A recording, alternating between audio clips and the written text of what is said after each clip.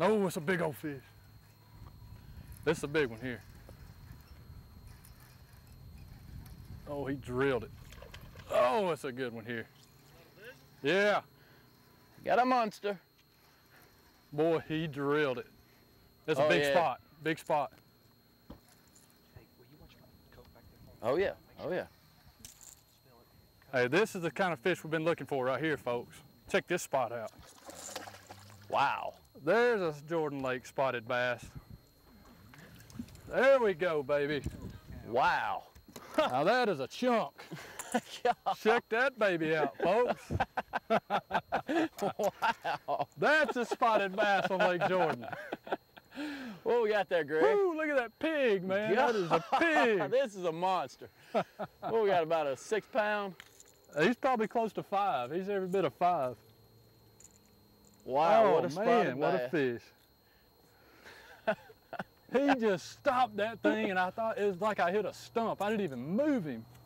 Woo, that's a pig right there. Look at the belly on these fish, folks. I mean, they're just so healthy right now. That is a chunky spot right there. That's what we came in here for. What's about the largest spotted bass you'll see on, say, Lake Martin? I mean, can you see them upwards of this size? They've been caught up to 6, 7 pounds, but not hardly average. ever. Okay, you know, gotcha. A good spot on Lake Martin is 3 pounds. Uh-huh. I mean, a real good spot on Martin's 3 pounds. But this is what you come to Lake Jordan for right here, folks. Check that big bad boy out, man. Finally got one of those big toads. Folks, if you ever hear somebody say magnum spot, that's a magnum spot right there, baby. Lake Jordan. Finally. Good fish. Good fish. Gregory.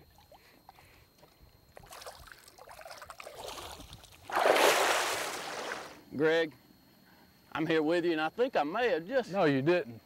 No. Did you get a bite? No. Oh, man, I was like... I tell you, if you can notice one thing, that's a good place to start, Greg.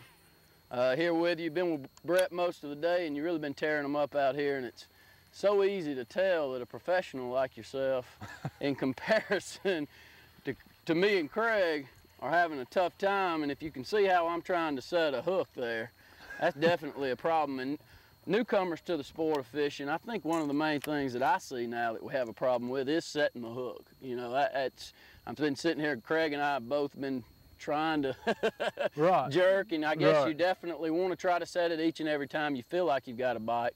Talk about setting the hook for newcomers. Well, you know, and it's different for different types of baits. You know, with a bait that has treble hooks on it, I like to let my rod set the hook. I mean, now you'll see me lean into a fish, but nothing like if I was throwing a worm or a jig or something, you know, something where the hook's protected.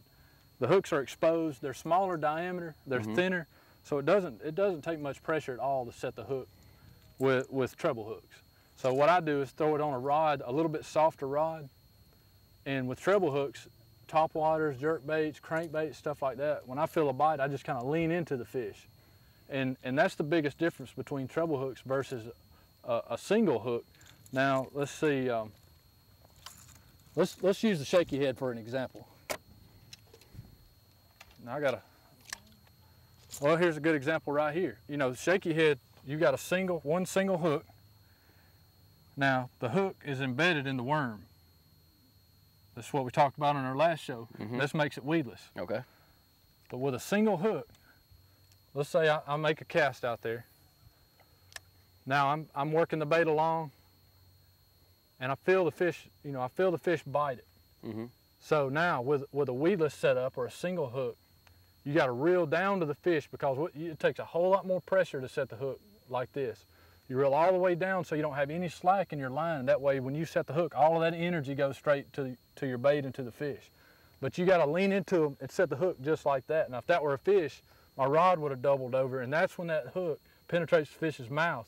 That's when you get them. But you got to really put some power into it. And also, you got to understand the line you're using too. You know, 8-pound test on a bait caster, you can't sit there and curl up and whack him like you're hitting a baseball. You know, you just got to give a good solid hook set. So it really comes from experience, and you know, like we talked about before, you know, like I said, time on the water teaches you those type of things, and you learn as you go and you make those adjustments. But that's the biggest thing you got to remember: single hook, larger hook, reel down, take up the slack line, hit them really hard. Treble hooks, things like that, softer rod, lean into them, let the hook set, let the bait set the hooks basically. Okay.